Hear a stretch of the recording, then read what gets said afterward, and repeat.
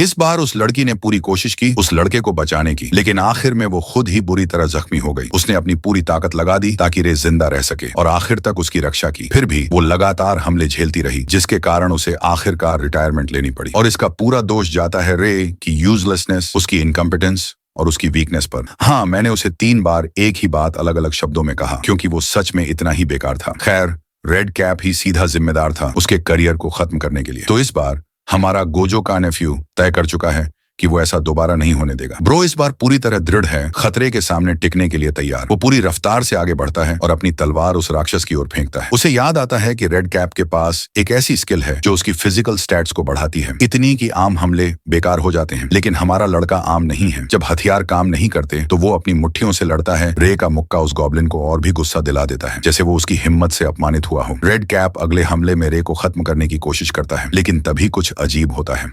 System screen दिखाती है कि रे ने सफलतापूर्वक उस दैत्य की बॉडी एनहांसमेंट स्किल चुरा ली है, जिससे उसकी खुद की ताकत कई गुना बढ़ गई है। अब रे आसानी से एक जबरदस्त वर्टिकल स्लैश लगाता है और उस गोब्लिन को ऐसे काट देता है जैसे कोई फल हो। हिनाटा पूरी तरह हैरान रह जाती है कि ये कमजोर लड़का सिर्फ एक बार में रेड कैप को हरा गया। रे अंदर ही अंदर सोचता है कि उसकी स्किल ड्रेन वाकई में सोने की खान साबित हुई है। हिनाटा के दिमाग में तो सवालों का तूफान चल रहा है और रे खुद घबरा गया है, क्योंकि वो सच तो बता नहीं सकता कि उसके पास ब्लैक स्किल है। वो बस बहाना बनाता है कि ये सब कोइंसिडेंस था, पर हिनाटा इतनी आसानी से बेवकूफ नहीं बनती। वो चाहती है कि परीक्षा रद्द की जाए, क्योंकि ऐसा अनएक्सपेक्टेड मॉन्स्टर आना खतरनाक था और ये घटना अब हेडक्वार्टर्स को रिपोर्ट भी की जाएगी। रे सोचता है कि अभी तो कोई इरेगुलर मॉन्स्टर्स आने नहीं चाहिए थे, पर उसे अभी 2 और माना स्टोन्स चाहिए परीक्षा पूरी करने के लिए। लेकिन प्रॉक्टर अब उसे जाने नहीं देना चाहती, क्योंकि खतरा ज्यादा है। अचानक परछाइयों से 2 और गॉब्लिन्स निकलते हैं और हमला करने की कोशिश करते हैं, मगर रे उन्हें एक ही बार में खत्म कर देता है। हिनाटा भी हैरान रह जाती है। अब तीनों माना स्टोन्स इकट्ठे हो चुके हैं, यानी रे ने परीक्षा पास कर ली है। सीन कट होता है मेज एसोसिएशन हेडक्वार्टर्स के एंट्रेंस पर, जहां हिनाटा उसे उसका ऑफिशियल मेज लाइसेंस देती है।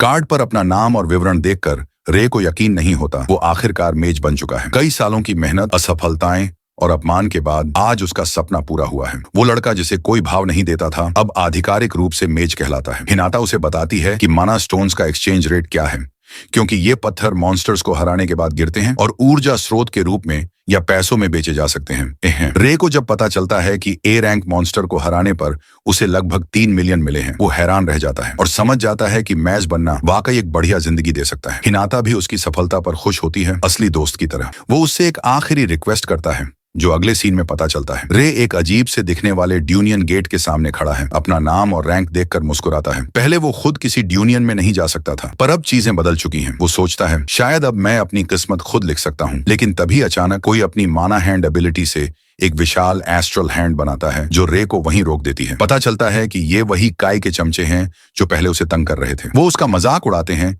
कि ये अकेला डंजन में घुसने की कोशिश कर रहा है और नियम तोड़ रहा है। रे उन्हें चौंकाते हुए बताता है कि उसने मेज एग्जाम पास कर लिया है, अब वो पूरी तरह योग्य है अंदर जाने का। लेकिन ये बात उन्हें मजाक लगती है, वो मानते नहीं। उनमें से एक उसका सिर पकड़कर कहता है, अगर सच में पास किया है तो दिखाओ अपनी टैलेंट। अब थोड़ा समझ लेते हैं माना हैंड एबिलिटी को। ये माना को दबाव में लाकर किसी भौतिक रूप में ढालने की कला है, इसीलिए रे उसे तोड़ नहीं पा रहा था। हालांकि उसकी एनहांसमेंट स्किल एक्टिव थी, लेकिन उसके पैर अब भी आजाद थे।